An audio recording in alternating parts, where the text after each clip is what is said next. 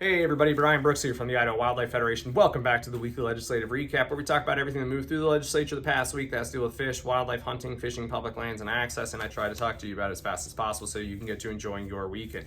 We just got through the 8th week of the 2023 legislative session, so I'm just going to dive right into these bills. First up on the docket, we have House Bills 143 and 144. These are respectively bills that would allow for a temporary fur purchaser's license in Idaho and a lifetime trapper's license. And those bills passed through the House floor on their way to a Senate committee. Next up on the docket, we have Senate Bill 1049. This is a bill, the intent of the bill is to allow for better enforcement of bad behavior on state lands. We have people out there going off road, mucking up the landscape in their OHVs. We have people stealing timber, dumping on illegally, and right now the enforcement mechanisms really aren't in place to enforce that bad behavior.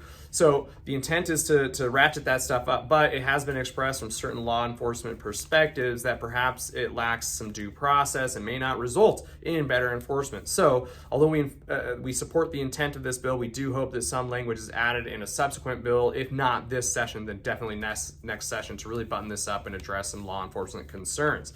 That bill passed out of House committee, and since it is a Senate bill, it's already gone through the Senate process. It's going to the House floor. After that, it goes to the governor's desk. Next up, we have Senate Bill 1063. This is the careless exposure of barbed wire bill. It passed through the Senate floor today, or this week, on its way to the House committee. And although this bill is 100% has to deal with barbed wire causing damage to livestock, there is a secondary benefit to wildlife. As we know, barbed wire and fences can impede animal movement and can cause mortality.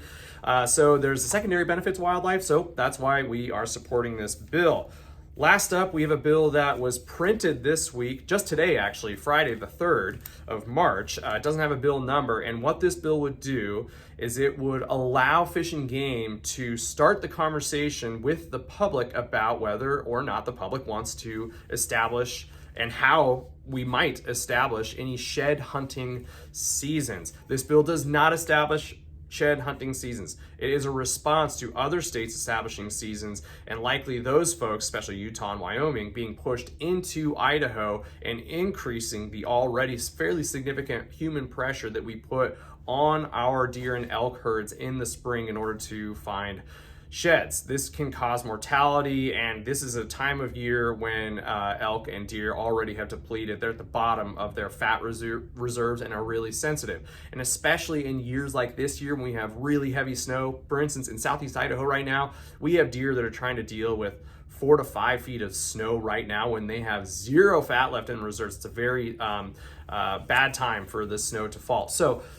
what a season could look like if this bill passed, is that we could limit shed hunting in just that very targeted zone for just a year when we have bad snow seasons. It can be that precise, but we don't know because this bill doesn't set that. It just allows sportsmen to come together to talk about what might be appropriate in what areas. So again, doesn't set any shed season, but it does allow that conversation to take place, and we hope that people do engage in that process if this bill passes.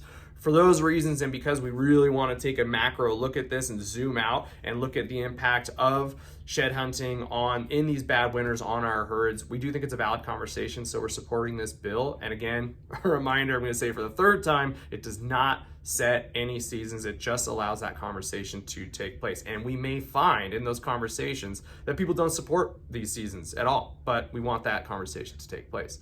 That is it on my docket for this week. I hope everyone has a good weekend. And if you're in the Boise area, please stop by our booth at the Idaho Sportsman Expo. We're giving away a Ruger rifle with a Vortex scope. It's a pretty sweet setup.